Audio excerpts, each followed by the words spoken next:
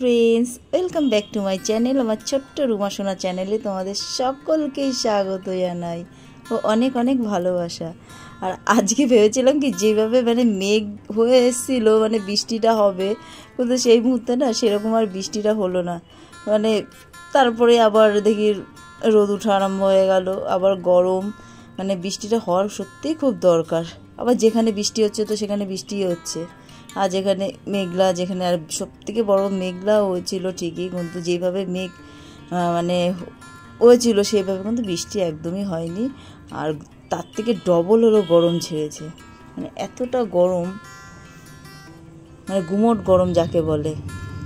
বৃষ্টিটা খুব দরকার হওয়ার। আর এখন এই যে সেলাই মেশিনের এগুলো সব গুছাচ্ছি, তারপরে জামা কাপড়গুলো কিছুটা গুছালাম, এগুলো সব কিছুটা মেলে দিয়েছিলাম। এগুলো সব কি হালকা হয়তো শুকনো থাকে, বা হয়তো অনেক সময় বাইরে হয়তো কেচে দিলাম, সেইগুলো জামার কালার হোক, গেঞ্জির হোক, একটু ভেজে থাকলে সেগুলো আমি ঘরে এনে মেলে দিই, আবার বাইরে তখন আর বেরোই না। তো এগুলো দেখলাম শুকিয়ে গেছে। আর যেগুলো একদম হালকা পাতলা সেগুলো শুকিয়ে যায়, সেগুলো তখনই ভাঁজ করে রেখে দেয়। যেগুলো একটু ভেজে থাকে সেগুলো ভাবি আবার বাইরে রাখবো, আবার যাব, তার থেকে ঘরে মেলে দিই, সেই জিনিসটা শুকিয়ে যাবে। ধরো বাজার ঘাটে যখন যাওয়া হলো, তখন ব্যাগপত্র থাকে, যখন পারি সঙ্গে ধুয়ে দিই। আর যদি সঙ্গে না হয়, তখন হয়তো হাতে অন্য কোনো কাজ থাকলো, তখন হয়তো ধোয়া হয় না, তখন হয়তো পরে ধুই। যেরকম আজকে যেরকম সব থেকে বড়ো জিনিস কি, দেখো রোজই হয়তো রান্না করছি, কাজ করছি, তার মধ্যে আমার যেরকম মাঝে মধ্যে আমি পেঁয়াজের রোজ ধরা হয় না, এটাও ঠিক। আর রোজ ধরবো কেন, রান্না করি, তারপরে তখন নানান কাজ থাকে, পেঁয়াজের ঝুড়ি ধরলাম, আলু ঝুড়ি ধরলাম। তারপরে এই গরমটা পড়েছে, বলো জিনিস নষ্ট হবে না কেন। তারপরে আমার তো এমনি সবসময় বেশি করে এগুলো আনা থাকে, যেহেতু এইসব যেগুলো দরকার সেগুলো হয়তো বাজারে যাওয়া হয়, আনা হয়, নাহলে এক সপ্তাহটা বেশিরভাগ আলু বলো, পেঁয়াজ বলো, এগুলো আনা থাকে। তো এগুলোর জন্য তো দেখি কি কতগুলো আলু নষ্ট হয়ে গেছে। তারপরে কি নষ্ট হওয়ার থেকে পচা গন্ধ বেরিয়েছে, তখন বুঝতে পারলাম। আর পেঁয়াজটা যেহেতু বাইরে থাকে, আলুটা যেহেতু ভেতরে থাকে, ওইটা আরও গরমে, আর গরমের জন্যই জিনিসগুলো আরও বেশি নষ্ট হয়েছে। তারপরে সে আলুগুলো চেঞ্জ করলাম, করে আবার পেপার বিছালাম, প্লাস্টিকের যে ঝুড়ি আছে সবজি রাখার, তো ওর মধ্যেই আমি রেখে দিই। তো এগুলো সব চেঞ্জ করে আবার ওর মধ্যে আবার কী করি, আবার চক চারিদিক দিয়ে দিল। অনেক সময় কি হয়, চক দেওয়ার কারণই হলো যাতে কোনো পোকামাকড় যাতে না হয়। এই কারণে যেন পোকামাকড় বলতে ছোটো ছোটো গুড়ি মাকড়সাগুলোই বেশি হলো জাল বনে বিশেষ করে এই পোকার জন্যে চকটা দিয়ে রাখি। তারপরে কি এইসব পেঁয়াজের ঝুড়ি, আলুর ঝুড়ি, এগুলো তো সপ্তাহে একবার বা দুবার হলো ধরা হয়।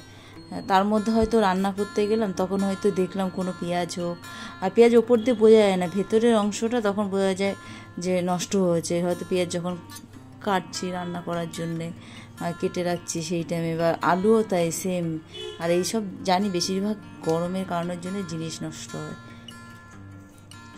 তারপরে এই যে সেলাই মেশিনে, তো এগুলো ভাবলাম যে আজকে সেলাই করব, তাই আগে এগুলো সমস্ত কিছু দিনে এগুলো সব কমপ্লিট করলাম, তারপরে এইগুলো সব ধরলাম। আর সব থেকে বড়ো কথা কি, এই যে দরজার সামনে তো এটা যেহেতু আরও তোমার হলো ধুলো জিনিসটা ভীষণ হয়, সামান্য ওভেন সকালে রান্না করলে তারপরে এক্ষুনি হয়তো জানলা খোলা থাকলে তখনই হলো নোংরা হয়ে যায়। দুপুরে তখন বোঝা যায়, তাহলে তো এইসব জিনিসপত্রগুলো তো কীরকম নোংরা হয়। যতটা আমি ঘর ঝাড় দেওয়ার সময় যতটা পারি ততটা হয়তো পরিষ্কার করার চেষ্টা করি, যখন হাতের কাছে যেটা সামনে থাকে তখন সেটা সেইভাবেই পরিষ্কার করি। আর এইসব সেলাইয়ের বলুন, এগুলো চাকা ঠাকা, এগুলো তো সবসময় ধরা হয় না, তো এগুলো যখনই পারি তখন। আর কোনো কিছু না, সব থেকে বেশি ওই গুড়ি মাকড়সাগুলো, জানি না এগুলো মাকড়সার কি, ছোটো ছোটো ওই মাকড়সাগুলোই ভীষণ হলো জাল করে এগুলো কি, এগুলোর মধ্যে ধুলো, দেখো আমার চোখের মধ্যে মুছতে চোখের মধ্যে ধুলোও চলে গেছিলো। হ্যাঁ, আর সব থেকে বেশি ভয় লাগে কারণ ডাস্ট অ্যালার্জির ভয় করি, তো কারণ অ্যালার্জিটা আমার কখনোই ছিল না, নতুন করে হয়েছে। তাই এই জন্য যতটা পারি ততটা পরিষ্কার করে রাখি।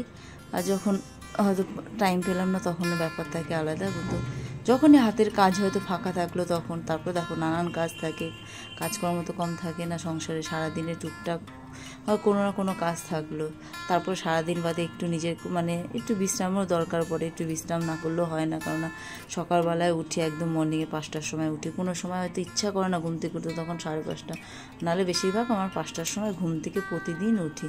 যাই হোক, ব্লগটা যদি ভালো লাগে তাহলে লাইক, শেয়ার, সাবস্ক্রাইব অবশ্যই করো। ভালো থেকো, সুস্থ থেকো।